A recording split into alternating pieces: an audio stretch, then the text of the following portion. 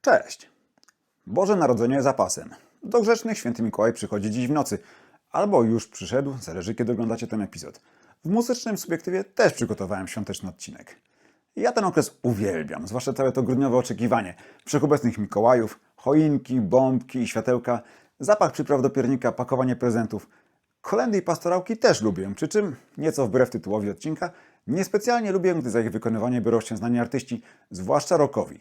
Przepraszam, ale dla mnie na kilometry to śmierdzi pójściem na skróty i skokiem na łatwą kasę, jak wajda kręcący kolejną lekturę.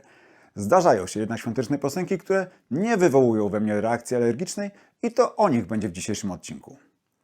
Oczywiście lista jest jak najbardziej subiektywna, a kolejność nie ma znaczenia. I nie musicie przepadać za tymi kawałkami, a nawet za świętami, żeby posłuchać ciekawych historii z nimi związanych.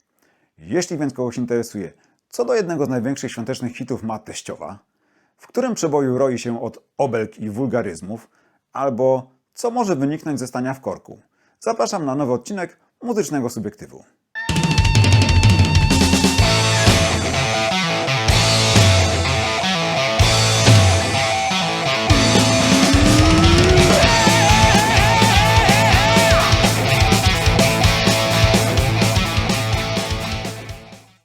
Jak już wspomniałem, skok na kasę, to zacznę od zespołu, który absolutnie nie krył się z taką motywacją, żartobliwie wplatając ją w swoją nazwę. Mowa oczywiście o chciwcach, czyli The Greedies, chociaż pełna nazwa brzmiała The Greedy Bastards, czyli chciwi dranie. Wspominałem już o tym projekcie przy okazji historii Phila Lynota. Zainteresowanych zapraszam do obejrzenia również tamtego odcinka, a teraz czas rozwinąć wątek. Dla mniej wtajemniczonych szybkie wprowadzenie. W drugiej połowie lat 70. na scenie muzycznej pojawił się nowy gatunek, ochrzczony mianem punk rocka. Młodzi gniewni chętnie wyładowywali swe frustracje nie tylko na systemie, politykach, establishmencie, ale również na zespołach starszej generacji, które często utożsamiały dla nich sprzedanie się i tworzenie muzyki kiepskiej, nudnej, bez jaj. Byli jednak nieliczni członkowie Starej Gwardii, których punkowcy akceptowali i którzy sami chętnie szukali z punkami kontaktów. Jednym z nich był Phil Lynott, lider Thin Lizzy. Zawsze ciekaw zmian zachodzących w muzyce i skory do trzymania ręki i ucha na pulsie, by nie wypaść z obiegu, szybko zaprzyjaźnił się z przedstawicielami nowego ruchu, m.in. z członkami Sex Pistols, The Clash albo z Johnem Fandersem, gitarzystą nieistniejących już The New York Dolls, uznawanych za jednych z prekursorów punka. A z tej znajomości narodził się pomysł na muzyczny projekt, nazwany wymownie The Greedy Bastards, chociaż szybko zaczęto używać skróconej i łatwiejszej do przełknięcia przez wytwórnię nazwy The Greedies. Spiritus movens całego projektu był Lynott. Zespół zadebiutował 29 lipca 1978 roku w klubie Electric Ballroom w londyńskiej dzielnicy Camden. Obok Lynotta wystąpili Brian Downey, Scott Gorham i Gary Moore, czyli całe Lizzy, bo Moore zastąpił już wtedy Briana Robertsona. Poza tym Steve Jones i Paul Cook z Sex Pistols, Chris Spedding, znany muzyk sesyjny, artysta solowy, ale też m.in. członek Sharks, w którym grał z byłym basistą Free Andym Fraserem, Bob Geldof z Boomtown Rats i Jimmy Bain z Rainbow. Ich repertuar obejmował piosenki Lizzy i Pistolsów oraz różne covery, m.in. Petera Greena i Stevie'ego Wondera. Skład był dość elastyczny, w zależności od okoliczności i dyspozycyjności członkowie się zmieniali. The Greedies zagrali kilka koncertów w Wielkiej Brytanii i Irlandii, po czym zawiesili działalność z powodu innych planów członków zespołu, głównie rozwijającej się kariery Thin Lizzy. Zeszli się jednak pod koniec 1979 roku, by zrobić właśnie świąteczny skok na kasę i nagrać singiel A Merry Jingle, wydany ostatecznie w Wielkiej Brytanii, Holandii i Australii. W sesji wzięli udział Lynott, Gorham, Downey, Cook i Jones. Całość zajęła im ponad 3 godziny, a na piosenkę złożył się miks dwóch standardów świątecznych – Jingle Bells i We Wish You a Happy Christmas. Wspomagany przez kilka występów telewizyjnych, singiel dotarł do 28 miejsca na Wyspach, czyli coś tam z pewnością zarobił. Było to jedyne nagranie The Greedies, nigdy nie wydane w Stanach. Jak dla mnie, mimo że oparte na ogranych do obrzydzenia piosenkach, słucha się go świetnie, bo muzycznie przypomina klasyczne Lizzy, a jeszcze lepiej się je ogląda. Widząc ich w Top of the Pops, jeszcze z tymi dziećmi przed sceną, trudno nie suszyć zębów. Warto dodać, że strona B singla, zatytułowana A Merry Jungle, to ten sam numer puszczony od tyłu.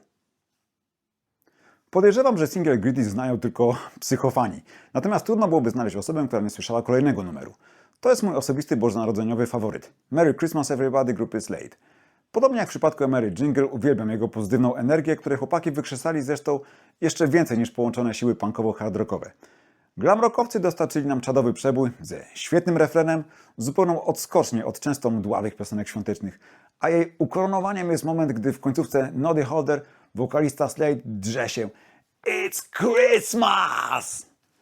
To jest fragmencik, na który zawsze czekam. Uwielbiam ten jego zdarty wokal. Co więcej, za powstaniem tego kawałka kryje się świetna historia, a że takie w muzycznym subiektywie lubię najbardziej, chętnie się nią z wami podzielę. Ale lojalnie uprzedzam, po tej opowieści nie możecie już mówić źle o swoich teściowych. A czemu? Bo to właśnie teściowa Jima Lee, basisty zespołu, jest odpowiedzialna za powstanie tego numeru. Otóż podczas bożonarodzeniowego spotkania rodzinnego Anno Domini 1972 owa dama, bardzo możliwe, że z dozą uszczypliwości, rzuciła zięciowi wyzwanie, stwierdzając, że Slade nigdy nie byliby w stanie napisać świątecznego hitu takiego jak na przykład White Christmas Binga Crosby'ego. Jim początkowo olał wyzwanie, ale ziarenko zostało zasiane, a wykiełkowało, gdy ich wytwórnia oraz menadżer Chas Chandler zaczęli w połowie 1973 roku przebąkiwać, że przydałby się świąteczny hicior. Jim zaczął oswajać się z tą ideą, a jakiś czas potem, ponoć pod prysznicem, co wydaje się dość oczywistym źródłem inspiracji, znamy to pewno z autopsji, wymyślił melodię zwrotki. Zadowolony z efektu przypomniał sobie o starej piosence Noddy'ego Holdera, zatytułowanej Buy Me a Rocking Chair. Piosenka pochodziła jeszcze z 1967 i nigdy nie została nagrana, ale miała ten chwytliwy refren idealny do grupowego śpiewania przy piwku w pubie albo przy świątecznym obiedzie. Lee czuł potencjał w tym pomyśle i poszedł z nim do Noddy'ego. Według wspomnień Holdera, wokalista poszedł do pubu w Wolverhampton, a gdy w dobrym humorze wrócił do domu swoich rodziców w pobliskim Walsall, gdzie akurat się zatrzymał, przy kolejnych szklaneczkach whisky napisał cały tekst. W jedną noc. Jak mówi, zależało mu, by uchwycić klimat brytyjskich świąt, a przy tym dać ludziom piosenkę, która wszystkim poprawi humory i pozwoli spojrzeć z nadzieją w przyszłość. W tym czasie w Wielkiej Brytanii strajkowali górnicy, a także grabarze, piekarze i przedstawiciele Bóg wie ilu jeszcze grup zawodowych. Stąd uchwycone w tekście różne świąteczne kadry, zwłaszcza babci narzekającej na nowe piosenki, ale rwącej się do tańca, gdy ciut wypije. A także obecna w refrenie fraza "Look to the future, now it's only just begun", którą możemy przetłumaczyć "spójrz w przyszłość, to dopiero początek". Na 10 tygodni przed sesją nagraniową perkusista Slade, Don Powell, miał poważny wypadek samochodowy, w którym zginęła jego dziewczyna Angela Morris, a on sam przez tydzień leżał w śpiączce. Nim zespół poleciał do studia Record Plant w Nowym Jorku, Powell wrócił do sił i mógł wziąć udział w nagraniu, ale miał problemy z pamięcią. Nie potrafił zapamiętać na dłużej struktury Merry Christmas Everybody i musiał nagrywać swoje partie małymi kawałkami, po czym dźwiękowiec Dennis Faranti skleił je w idealną całość. Piosenka była nagrywana pod koniec upalnego lata. Z pierwszych wyników zespół nie był zadowolony, nie pasował mu zwłaszcza sposób realizacji chóralnego refrenu. Chcieli mieć w nim więcej przestrzeni, pogłosu, ale realizatorzy nie potrafili tego zapewnić. Wtedy zespół wpadł na pomysł, by nagrać refren na korytarzu. Przy czym mówimy o korytarzu czy klatce schodowej w potężnym drapaczu chmur, na którego szczycie mieściło się studio nagraniowe. Dla kręcących się tam biznesmenów musieli wyglądać jak idioci. Za oknem 30 stopni, do gwiazdki 4 miesiące, a tu jakaś grupa brytoli drze się na całe gardło o Bożym Narodzeniu. Merry Christmas Everybody zostało wydane na singlu 7 grudnia 1973 roku i stało się największym hitem Slade. Zamówienia na płytkę jeszcze przed jej wydaniem osiągnęły liczbę 250 000, więc piosenka zdobyła status srebrnej płyty jeszcze zanim się ukazała, a w pierwszym tygodniu sprzedała się w nakładzie 500 000. Wskoczyła na listę Wielkiej Brytanii od razu na pierwsze miejsce i trzymała się na nim jeszcze do połowy stycznia, pokonując inny bożonarodzeniowy przebój kawałek I Wish It Could Be Christmas Every Day grupy Wizard. Był to 6. i ostatni numer 1 Slade. Do tej pory singiel jeszcze wielokrotnie lądował na listach przebojów w okolicach świąt i w samej tylko Wielkiej Brytanii na chwilę obecną sprzedał się w nakładzie ponad 1 800 000 sztuk, fizycznych lub cyfrowych, pokrywając się już 3-krotnie platyną. Według gazety Daily Mail co roku generuje autorom zysk z samych tantiem w wysokości co najmniej 500 000 funtów. Piosenka była coverowana m.in. przez Oasis, Suzanne Vega, Robbie'ego Williamsa czy metalowy zespół Blind Guardian. Aż dziw bierze, że nigdy nie była wydana w Stanach i jest tam stosunkowo słabo znana. To samo tyczy się zresztą również kolejnej piosenki na mojej liście, która dla porównania na Wyspach Od lat uznawana jest za najlepszą piosenkę świąteczną. Niezmiennie wygrywa w najróżniejszych rankingach i ankietach, a do roku 2023 zdążyła się pokryć 6-krotnie platyną za sprzedanie ponad 3 600 000 sztuk. Mowa o Fairy Tale of New York, wykonywanej przez folk rockowy, czy może raczej folk punkowy zespół The Pogues z gościnnym udziałem wokalistki Kirsty McCall. Kawałek został napisany przez Jema Finera, grającego w The Pogues na banjo, i Shane'a McGowana, ich wokalistę i tekściarza. Według jednej wersji, podobnie jak w przypadku Slade, zaczynem piosenki stał się zakład z ówczesnym producentem zespołu, Elvisem Costello. Oto czy potrafił napisać świąteczny hit. A miało to miejsce jeszcze przed świętami 1985 roku. Według wersji ówczesnego menadżera Franka Mareya, pomysł napisania świątecznej piosenki wyszedł od niego. Jakby nie było, surową wersję stworzył Jem Finer, który miał de facto dwie propozycje. Jak wspomina, pierwsza miała fajną melodię i kiepski tekst. Druga, napisana pod wpływem jego żony Marci, która zasugerowała, by tekst przedstawiał damsko-męski dialog odbywający się w czasie Bożego Narodzenia, zawierała już pomysł, który leży u podstaw utworu, ale miała słabą melodię. Jem pokazał wszystko Shane'owi, a on tak poprzerabiał zarówno tekst, jak i melodię, że wyszedł hicior. Oczywiście nie od razu. Nagranie ostatecznej wersji zajęło im dobre 1,5 roku. Na Boże Narodzenie 85 piosenka nie była jeszcze gotowa.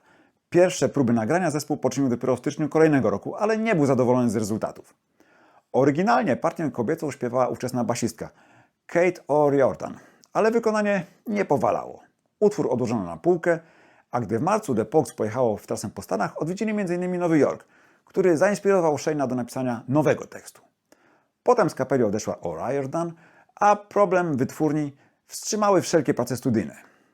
Kolejne podejście do piosenki odbyło się dopiero w marcu 1987 roku i wtedy McGowan śpiewał obie partie, i męską, i żeńską, ale wciąż to nie było to.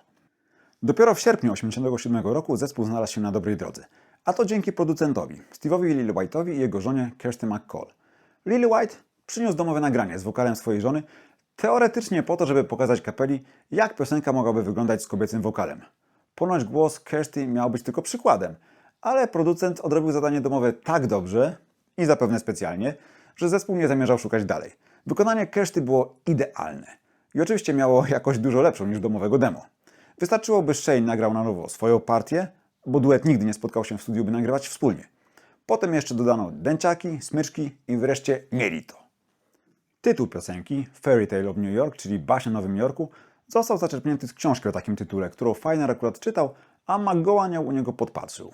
Utwór wydano ostatecznie na singlu 23 listopada 1987 roku, a później dołączono do znakomitego albumu The Pogues If I Should Fall From Grace With God.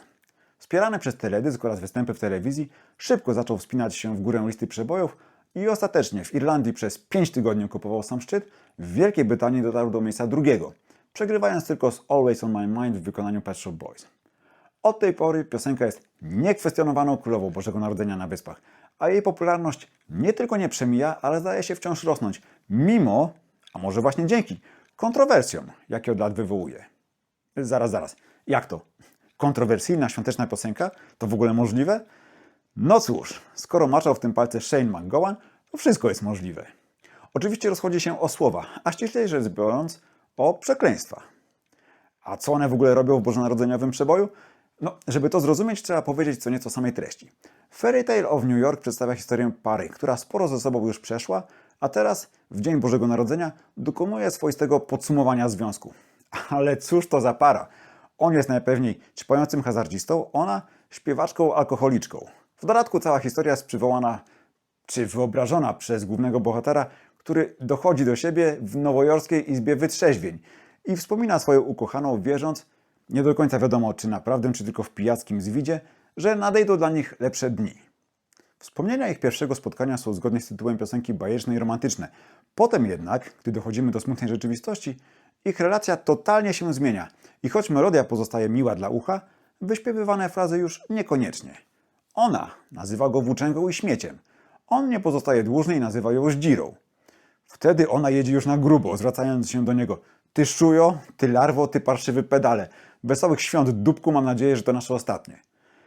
Kiedy wydaje się, że już wygarnęli sobie wszystko, Shane nostalgicznie dorzuca: mogłem być kimś, co Kirsty genialnie kwituje frazą well, so could anyone, czyli cóż, tak jak każdy. I dodaje, że zabrał jej marzenia. Ale nie śpiewa tego ze złością, bardziej godząc się ze smutną prawdą. I wtedy mężczyzna tłumaczy, że trzyma te marzenia wciąż ze swoimi i że sam ich nie urzeczywistni, potrzebuje jej, bo ona jest częścią jego marzeń. Mamy tutaj zatem coś na podobieństwo bożonarodzeniowego cudu. Coś na kształt wyciągnięcia ręki na zgodę, próby wybaczenia i prośby o nowy początek. Jak mówił sam McGowan, nie wiemy, co bohaterom przyniesie przyszłość, wszystko jest możliwe, również optymistyczne zakończenie. I najpewniej właśnie ta nadzieja na happy end, do spółki z urzekającymi melodiami i wspaniałym duetem wokalnym, decyduje o niesłabnącej popularności tej piosenki. A kontrowersyjne słowa są zdaniem nie tylko autora tekstu, ale i wielu odbiorców jej prawdziwym atutem. Dzięki nim ta opowieść jest autentyczna, dużo prawdziwsza niż lukrowane świąteczne standardy. Nie wszyscy to rozumieją i doceniają. Piosenka, zwłaszcza w tym stuleciu, bywa w radiu czy na koncertach często cenzurowana, zwłaszcza słowa slut i fagot są wyciszane lub zamieniane. Mimo że w przeprowadzanych ankietach sami słuchacze deklarują, że słowa piosenki bynajmniej ich nie urażają. Sam Shane McGowan tłumaczył dosadne słownictwo w jasny i bardzo przekonujący sposób, wyjaśniając, że użył takich zwrotów, bo one dobrze pasują do kontekstu i dobrze oddają charakter bohaterów. Nie zawsze, podobnie jak w życiu, bohaterowie książek, filmów czy piosenek są aniołami. Często jest wręcz przeciwnie, muszą być paskudni, by opowieść wybrzmiała we właściwy sposób. I tak jest też w tym przypadku. Ja to kupuję, a sam utwór uwielbiam, dlatego bezapelacyjnie musiał znaleźć się na mojej świątecznej liście. Myślę, że następny artysta też bez wahania kupiłby argumentację Shane'a i sam utwór, gdyby tylko dożył jego wydania. Niestety, kule zamachowca zabrały go 7 lat wcześniej. Zanim do tego doszło, sam jednak zdążył stworzyć wielki świąteczny hit. Jeśli jeszcze nie zgadliście, to mowa oczywiście o Johnie Lennonie i numerze Happy Christmas, War is Over. To, co znamy dzisiaj jako piosenkę, zadebiutowało tak naprawdę jako Billboard. A jak do tego doszło? Po pierwsze, pamiętajmy o tym, że Beatlesi mieli w zwyczaju co roku na Boże Narodzenie wysyłać członkom swojego fanklubu płyty z życzeniami i różnymi nagraniami okolicznościowymi. Tradycji tej pozostawali wierni w latach 1963-69. Lennon dobrze zatem rozumiał magię i potęgę gwiazdki. Po drugie, musimy mieć świadomość, że od 1965 roku Stany Zjednoczone były militarnie zaangażowane w wojnę w Wietnamie i zaangażowanie to z roku na rok rosło, budząc coraz gorętsze sprzeciwy nie tylko w Ameryce, ale na całym świecie. No i jednym z przeciwników amerykańskiej interwencji w Azji był rzecz jasna Lennon. I wreszcie po trzecie, trzeba wspomnieć łóżkowe akcje Lennona i Yoko Ono, do których doszło w marcu i maju 1969 roku. Nie mam oczywiście na myśli żadnych ekscesów seksualnych, tylko słynne manifestacje pokojowe Bed In. I to pokojowe w podwójnym znaczeniu, bo nie tylko dotyczyły pokoju na świecie, ale również odbywały się w pokojach hotelowych. John Lennon i Yoko Ono pobrali się 20 marca 1969 i wykorzystali zainteresowanie swym ślubem, by przeprowadzić pierwszą z tych manifestacji podczas miesiąca miodowego. Przez tydzień leżeli w łóżku w apartamencie prezydenckim w amsterdamskim Hiltonie i w godzinach od 9 rano do 9 wieczór przyjmowali chętnych dziennikarzy, promując w ten eksperymentalny sposób ideę pokoju. Event powtórzyli pod koniec maja w Montrealu, kończąc go nagraniem 1 czerwca singla Give Peace a Chance w pokoju hotelowym pełnym zaproszonych gości. Ale oczywiście z takich inicjatyw rządzący niewiele sobie robili. Wojna w Wietnamie była daleka od zakończenia, a konflikt tylko narastał. I widząc tę eskalację, w grudniu 1969 roku małżonkowie przygotowali kolejny protest. 12 billboardów, które zawieszono w 12 wielkich miastach na całym świecie, a których minimalistyczny czarno-biały przekaz brzmiał War is over, if you want it. Happy Christmas from John and Yoko, czyli wojna się skończyła, jeśli tylko tego chcesz. Wesołych świąt życzą John i Yoko. Poza optymistycznym, pełnym nadziei przesłaniem, które można było odczytywać jako bożonarodzeniowe życzenie do spełnienia, Billboard poruszał jeszcze dwie ważne kwestie. Po pierwsze, bez przedimka określonego D, hasło nabierało uniwersalnego charakteru. O ile The War is Over odnosiłoby się do konkretnej wojny, w tym kontekście wietnamskiej, o tyle bez niego mówi generalnie o końcu wojny czy wojen. Wszystkich. Nie tylko rozumianych jako konflikty zbrojne, ale wszelkie akty nienawiści i przemocy między ludźmi, zarówno fizycznej, jak i psychicznej. Po drugie, dopisek If you want it, czyli jeśli tylko tego chcesz, podkreślał wiarę małżonków w sprawczą siłę ogółu ludzi i podstawowy czynnik zmiany, jakim jest zmiana własnego myślenia. Co ciekawe, billboardy są do tej pory dostępne do ściągnięcia i wydrukowania w ponad 100 językach na stronie warisover.org. Billboard.com. Billboardy odbiły się szerszym echem społecznej świadomości i przygotowały grunt pod utwór wydany 2 lata później. Sam Lennon mówił: zawsze chciałem napisać coś, co byłoby bożonarodzeniową piosenką i przetrwałoby na wieki. Ale jednocześnie chciał w niej uciec od typowej dla takich utworów tkliwości. Po sukcesie singla Imagine, który również podejmował kwestię roli indywidualnych przekonań i wewnętrznej siły w zmienianiu świata, artysta doszedł do wniosku, że najlepszy efekt daje połączenie politycznego przesłania z odrobiną słodyczy. W ten sposób narodziła się idea napisania bożonarodzeniowej piosenki antywojennej. Lennon zaczął pracę nad nią jeszcze w Anglii. Potem kontynuował po przeprowadzce do Stanów, aż wreszcie był gotów, by ją zarejestrować. Podstawowego nagrania dokonano 28 października 1971 roku w studiu Record Plant w Nowym Jorku. Producentem był słynny Phil Spector, którego nagrania Lennon bardzo lubił, ale który był też potrzebny, aby osiągnąć zamierzony efekt, ponieważ ex-Beatles chciał wykorzystać pewne rozwiązania aranżacyjne, które Spector zastosował kilka miesięcy wcześniej, produkując przebój swojej żony Ronnie Spector, wcześniej liderki żońskiej grupy The Ronettes, o tytule Try Some by Some, napisany dla niej przez innego Beatlesa, George'a Harrisona. Zresztą w Happy Christmas War is Over można znaleźć jeszcze inne nawiązania. Akordy i melodia są bardzo podobne do ballady Stubble, wykonanej w 1963 roku przez folkowe trio Peter, Paul and Mary, a sam Spector stwierdził, że początek zwrotki jest bardzo zbliżony do utworu I Love How You Love Me, które wyprodukował w 1961 roku dla The Paris Sisters. Podobieństwami nikt się jakoś specjalnie nie przejmował. Tego dnia zarejestrowano ścieżki instrumentów, w tym 4 gitar akustycznych, perkusji, basu i klawiszy oraz główne wokale. Obok Lennona i Ono w sesji brali udział członkowie ich zespołu Plastic Ono Band, m.in. słynny perkusista Jim Keltner, a wspierał ich chociażby Nicky Hopkins, znany ze współpracy ze Stonesami, na pianinie i dzwonkach. Basista Klaus Voormann nie doleciał z Niemiec na czas i jego ścieżkę nagrał jeden z 4 obecnych na sesji gitarzystów.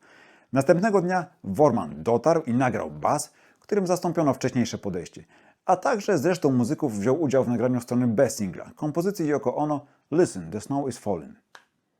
3 dni później, 31 października, do studia wszedł 30-osobowy chór dzieci w wieku od 4 do 12 lat, The Harlem Community Choir, aby nagrać refreny i kontrmelodię ze sloganem War is over if you want it.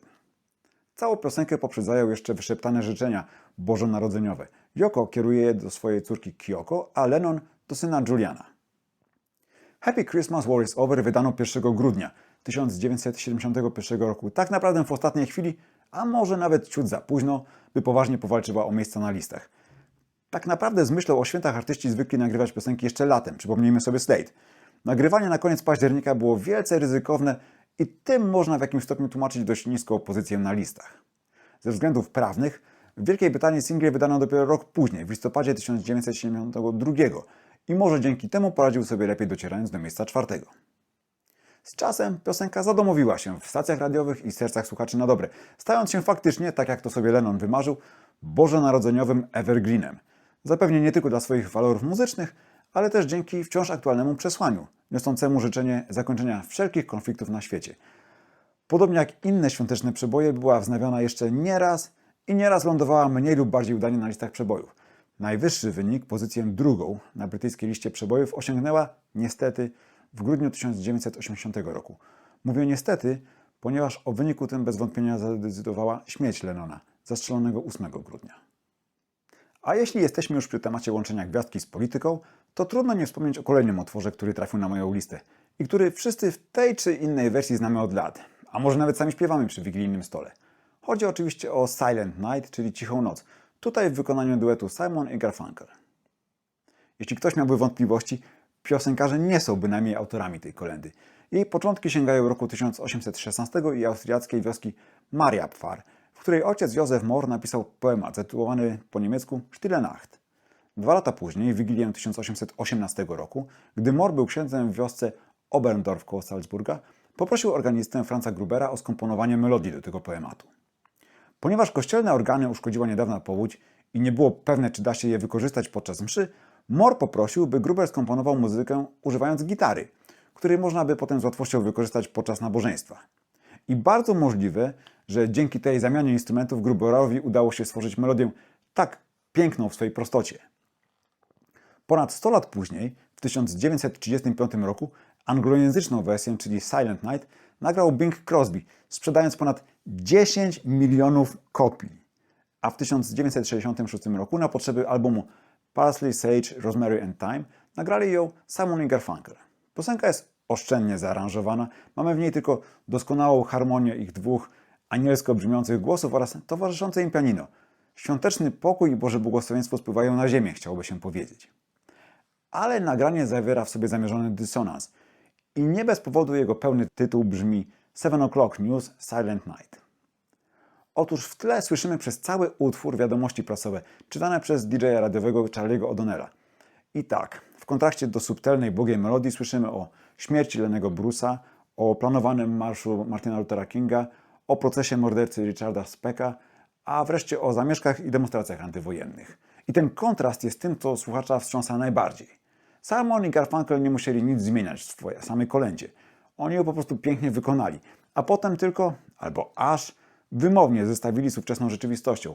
I podobnie jak w przypadku utworu Lennona, siłą tego zabiegu jest jego uniwersalność. Na YouTubie można znaleźć wersje, w których do tego samego utworu postawione są współczesne wiadomości, co uświadamia nam z całą mocą, że tak naprawdę niewiele się przez te 60 lat zmieniło, a może nawet jest jeszcze gorzej.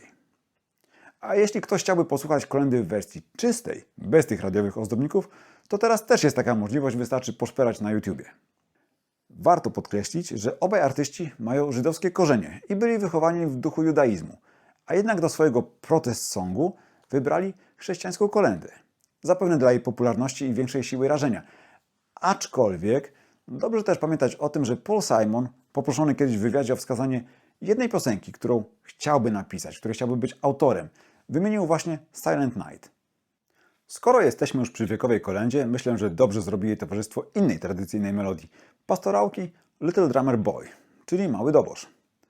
Jest to piosenka, której tekst i melodię napisała w 1941 roku Amerykanka Katherine Davis, nadając jej pierwotny tytuł The Carol of the Drum, co można przetłumaczyć jako kolenda o bębenku. Ponoć melodia została zaczerpnięta ze starej czeskiej kolendy, ale mam wrażenie, że jest to informacja podchwytywana przez kolejne media, ale nigdzie nie potwierdzona i nie sprawdzona. Ja przynajmniej nie znalazłem żadnej konkretnej informacji o tym pierwowzorze. Prawdopodobniej brzmi dla mnie wersja sugerująca, że Davis zainspirowała się starą francuską kolendą Pata Pan. I to brzmi o tyle sensowniej, że to również jest utwór o bębenku, dokładniej o bębenku i piszczałce, a w tekście wykorzystywane są dla wzmocnienia rytmu sylaby tu relu relu, pata pata pan. Podobnie jak w Little Drummer Boy, param pam pam pam. Ja tę piosenkę uwielbiam. Za kapitalną melodię, której urokowi trudno się oprzeć od pierwszych taktów. I mnie przynajmniej od razu ciągnie, żeby chociaż to ram pam pam pam sobie też ponucić. Ale uwielbiam ją również za piękną historię, którą opowiada.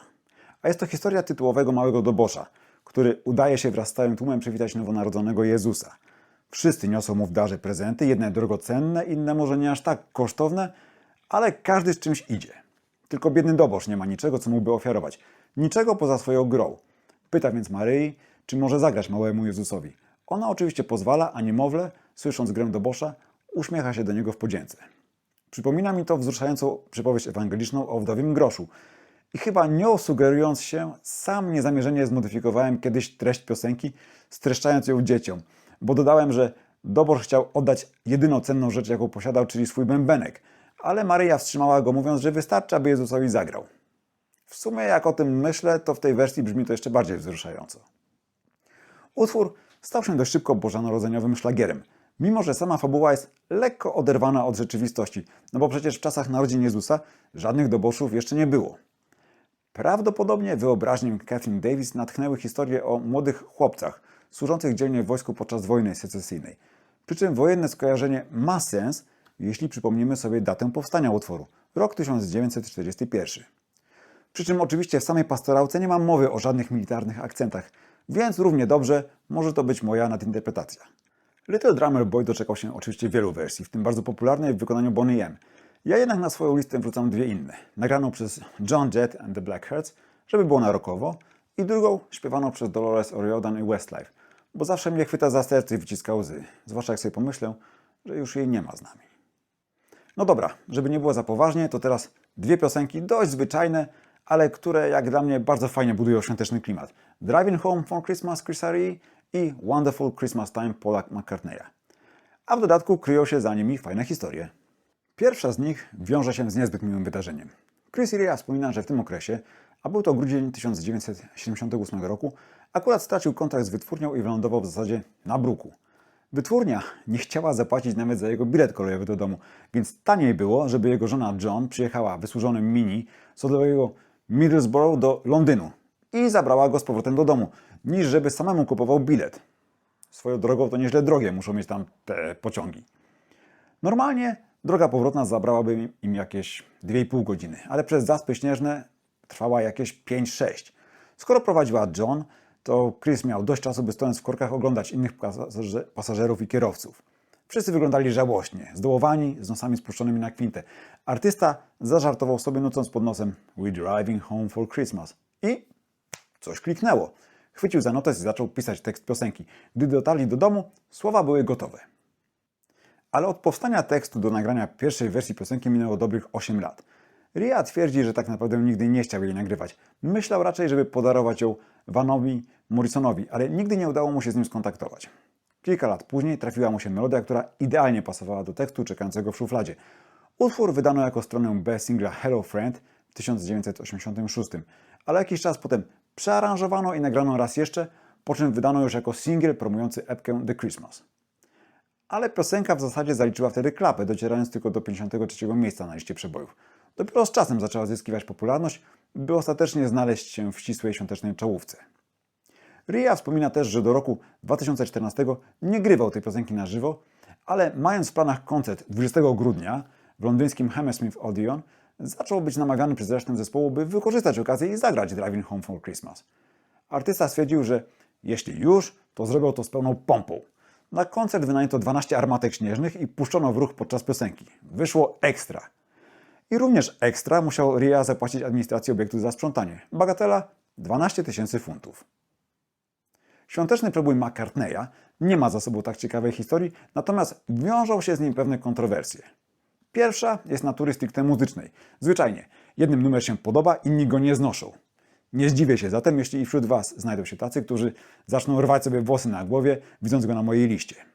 Zdaniem tych drugich utwór jest za prosty, podobno Maca skomponował go w 10 minut, za głupawy, wykorzystuje dziwnie brzmiące syntezatory i generalnie jak Sir Paul nie wstydził się wydać czegoś takiego, skoro Lennon ma na koncie zaangażowane Happy Christmas. Ja takich problemów z tym kawałkiem nie mam. Podoba mi się jego lekkość i zabawowy charakter. Podkreślany też w tekście. Przy czym doceniam też fakt, że to jest numer autorski, a nie cover jakiegoś świątecznego standardu. Nie mam też problemu z tekstem, co jak się okazuje nie jest takie oczywiste. I tu mamy drugą ze wspomnianych kontrowersji. Otóż istnieje teoria, dzięki błogosławieństwu internetu mająca swych zagorzałych zwolenników na całym świecie, według której piosenka przedstawia towarzystwo praktykujące czarną magię i które, o czym niby ma świadczyć refren, musi udawać, gdy wejdzie ktoś niewtajemniczony, że po prostu dobrze się bawią w święta. Serio? Jak można było na to wpaść? Ano wystarczyło źle usłyszeć tekst piosenki. Chodzi zwłaszcza o pierwszy wers, który brzmi "The mood is right", czyli nastrój jest odpowiedni, ale zwolennicy teorii spiskowych wolą usłyszeć tam frazę "The moon is right", czyli księżyc jest odpowiedni w rozumieniu właściwej fazy do odprawiania czarów. W tym kontekście słowo spirit z kolejnego wersu nie oznacza dla nich atmosfery, tylko faktycznego ducha, istotę nadprzyrodzoną. I nagle wszystko zaczyna się kleić. Zapytany o te podejrzenia w jednym wywiadzie McCartney żartobliwie przytaknął, przyznając: "No pewnie, dzięki Bogu wreszcie ktoś mnie zdemaskował, przecież od dawna jestem głównym czarownikiem na liverpoolskim sabacie". Biorąc pod uwagę takie dziwne teorie, może i dobrze, że McCartney nigdy nie zdecydował się na nagranie całego albumu świątecznego, bo wtedy to dopiero foliarze mieliby używanie. A pokusa może i była, bo w tym biznesie jest to dość częsta praktyka. Wystarczy wymienić Roda Stewarta, który w ostatnich latach to nagrał już chyba wszystkie możliwe standardy, Elvisa, Stinga, Boba Dylana, The Beach Boys, Chicago, The Moody Blues, Twisted Sister, Lynyrd Skynyrd, czy metalowe gwiazdy w kooperacji zatytułowanej We Wish You a Metal Christmas and a Headbanging New Year. A Rob Halford z Judas Priest to ma nawet 2 takie albumy. Na tym tle, w moim odczuciu, wyróżnia się i jest godny polecenia album Jethro Tull z 2003 roku, zatytułowany The Jethro Tull Christmas Album. I to jest pozycja, którą lubię sobie odpalić w całości o tej porze roku i nic mnie na niej nie mierzi.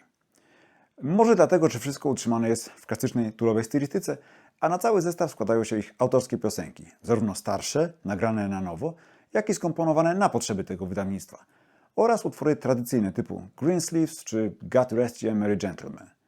Okładka też świetnie do zawartości pasuje i oddaje ducha całego longplaya. A żeby wyróżnić i do mojej listy dorzucić jedną z piosenek na nim zawartych, niech będzie A Christmas Song. Utwór to leciwy, bo jego początki datują się na rok 1968, kiedy znalazł się na stronie Best Single Love Story, a w 1972 uwzględniony został na składance Living in the Past. Był pierwszym numerem nagranym po odejściu oryginalnego gitarzysty Micka Abramsa i pokazywał stylistyczną zmianę, jaka zaczynała zachodzić w zespole, odchodzącym od wcześniejszego blues rocka. Na albumie świątecznym został nagrany na nowo i ta wersja zyskała bardziej folkowy charakter, który w Tool bardzo lubię. Zniknęły bowiem smyczki znane z oryginału, co nie znaczy, że stara wersja jest zła. A i tak nie jest ona najstarszą, bo jak się okazuje, piosenka ta nie została napisana przez Jana Andersona, przynajmniej nie w całości. Tak naprawdę oparta jest na religijnym hymnie napisanym przez Cecil Frances Alexander w 1848 roku zatytułowanym Once in Royal David's City. Rok później muzykę do hymnu skomponował Henry John Gauntlett. Anderson pożyczył 3 pierwsze wersy oraz muzykę, dopisał resztę tekstu i tak powstała świąteczna przestroga. Przestroga przed obżarstwem i bezmyślnym imprezowaniem, a także przypomnienie, na czym polega prawdziwy duch świąt. Że przede wszystkim chodzi o celebrację narodzin Pana Jezusa, a nie o prezenty, ucztowanie czy opróżnianie butelek. I jak cudownie to ujął Anderson.